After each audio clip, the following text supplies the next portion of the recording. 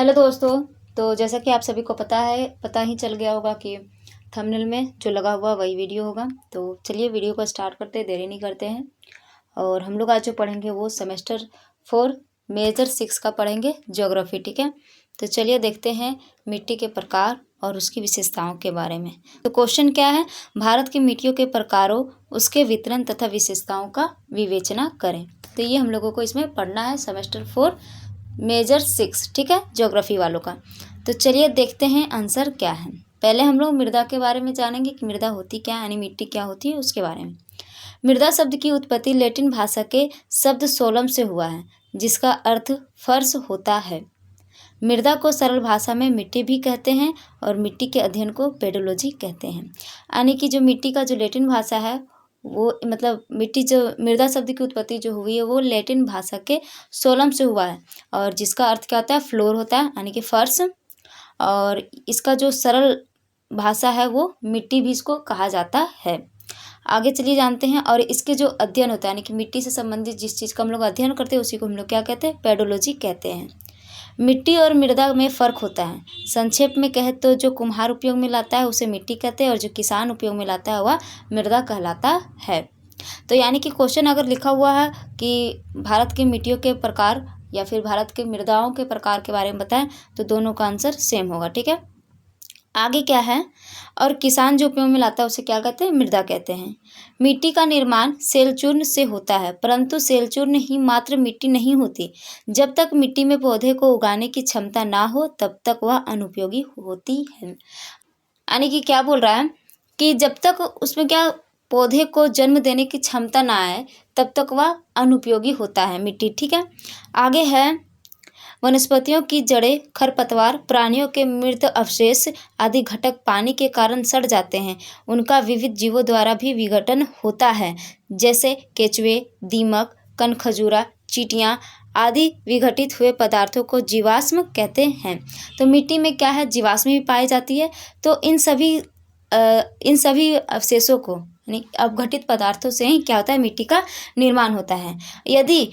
आगे क्या है, यदि ह्यूमस की मात्रा मृदा में अधिक हो तो मृदा उपजाऊ होती है। यानी कि ह्यूमस की मात्रा अगर ज़्यादा रहा तो वह मिट्टी क्या होती है, तो उपजाऊ होती है। आगे है, डॉक्टर बेनेट के अनुसार, तो जिसका जो स्टेटमेंट रहता है उसका स्टेटमेंट वही होता है, स्टेटमेंट को चेंज नहीं किया जा सकता है। ठीक है, तो डॉक्टर बेनेट के अनुसार क्या है, डॉक्टर बेनेट के अनुसार मिट्टी भूपृष्ठ पर मिलने वाली असंगठित पदार्थों की वह ऊपरी परत है जो मूल चट्टानों अथवा वनस्पति के योग एवं हुमस से बनती है। आगे है ये तो हमारा हो गया मृदा यानी कि मिट्टी के बारे में, उसका हम लोग चर्चा की, यानी कि मिट्टी का परिचय के बारे में। अब हम लोग ये आगे पढ़ेंगे मिट्टी के प्रकार। तो भारतीय मिट्टियों के प्रकार एवं वितरण। तो इसका वितरण क्या कहाँ कहाँ है और इसके प्रकारों को चलिए जानते हैं। पहला है जलोढ़ मृदा। वैसी मिट्टी जो नदियों के द्वारा बह कर आती है उसे जलोढ़ मिट्टी कहते हैं। यानी नदियों द्वारा बहाकर जो लाई जाती मिट्टी उसी को जलोढ़ मिट्टी कहते हैं, या नदियों के आसपास ज़्यादा पाया जाता है। ठीक है, यह अत्यधिक उपजाऊ मिट्टी होती है। अगर इसमें पूछा जाए कि जलोढ़ मृदा के कितने प्रकार होते हैं, तो जलोढ़ मृदा के 2 प्रकार होते हैं, एक बांगर होता है, एक खादर होता है। बांगर जो होता है यानी खादर के बारे में जाने तो नई जलोढ़ मिट्टी को क्या कहते हैं, नई जलोढ़ मिट्टी को खादर मृदा कहते हैं और पुरानी जलोढ़ मिट्टी को बांगर मृदा कहते हैं। ठीक है, आगे है वितरण। अन्य मिट्टियों की अपेक्षा यह सबसे अधिक उपजाऊ होती है। इसमें सिंचाई के सहारे गन्ना, कपास, चावल, जूट, गेहूं, तंबाकू, तिलहन, मक्का, फल और सब्जियां अधिकता से पैदा की जा सकती है, यानी अत्यधिक पैदा की जा सकती है। पश्चिमी बंगाल, बिहार, उड़ीसा, असम और पूर्वी उत्तर प्रदेश में जूट का उत्पादन भी किया जाता है। पंजाब, गुजरात, असम, बिहार, उत्तर प्रदेश, राजस्थान, हरियाणा, पश्चिम बंगाल, मध्य प्रदेश, उड़ीसा इत्यादि राज्यों में जलोढ़ मृदा अधिक पाई जाती है। तो जलोढ़ मृदा का वितरण कहाँ कहाँ है, तो पंजाब, गुजरात, असम, बिहार, उत्तर प्रदेश, राजस्थान, हरियाणा, पश्चिम बंगाल, मध्य प्रदेश, उड़ीसा इत्यादि राज्यों में जलोढ़ मृदा अधिक पाई जाती है। तो ये हमारा हुआ पहला जलोढ़ मृदा।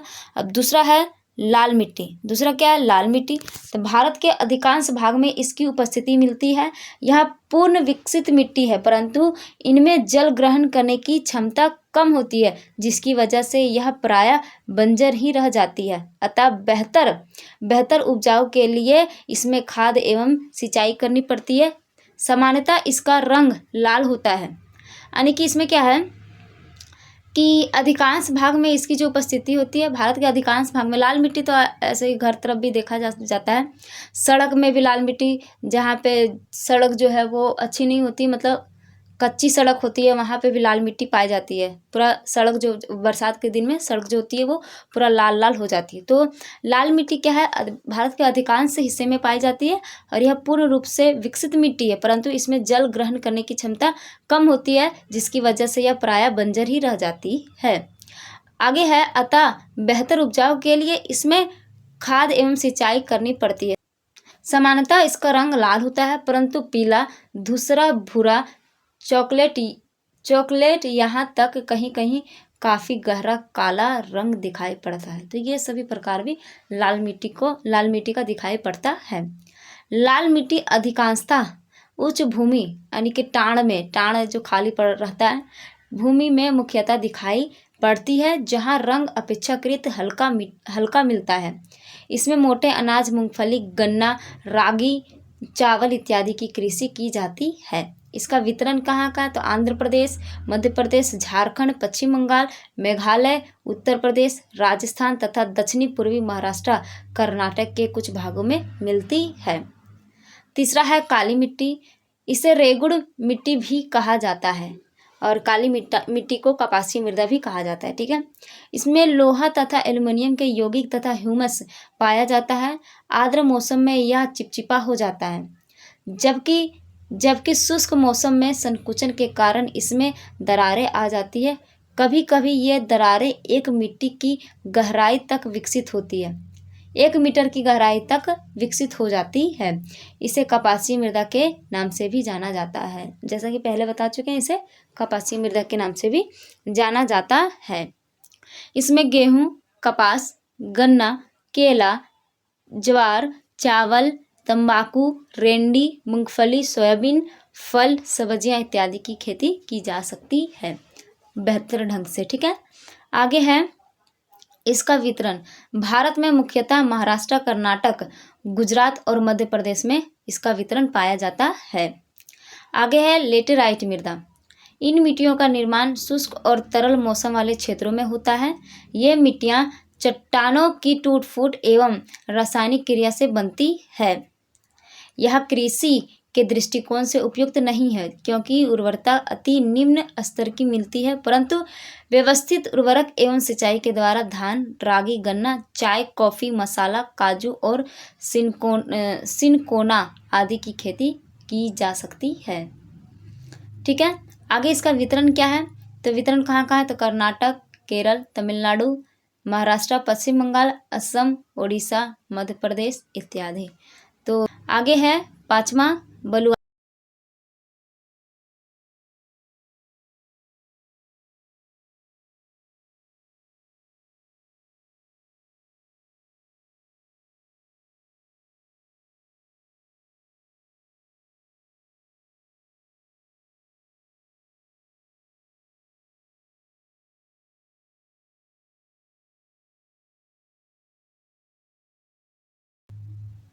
अंगूर जैसी फलों की, गाजर, मूली जैसी सब्जियों के लिए फ़ायदेमंद होता है, यानी कि खट्टे फलों के लिए ज़्यादा फ़ायदेमंद होता है। इसका वितरण जो है वो बिहार, राजस्थान, पंजाब, हरियाणा, यूपी, एमपी ये सभी है। ठीक, यानी कि उत्तर प्रदेश, मध्य प्रदेश। तो ये हमारा हो गया आज का जो क्लास था सेमेस्टर 4 ज्योग्राफी मेजर 6 का, भारत में मिट्टियों के प्रकार, उसके वितरण और विशेषताओं के बारे में। तो आई होप आप लोगों को क्लास अच्छा लगा हो। तो अगर अच्छा लगा हो तो अपने दोस्तों के साथ शेयर करें और वीडियो को लाइक ज़रूर करें और सब्सक्राइब भी कर दें चैनल को। तो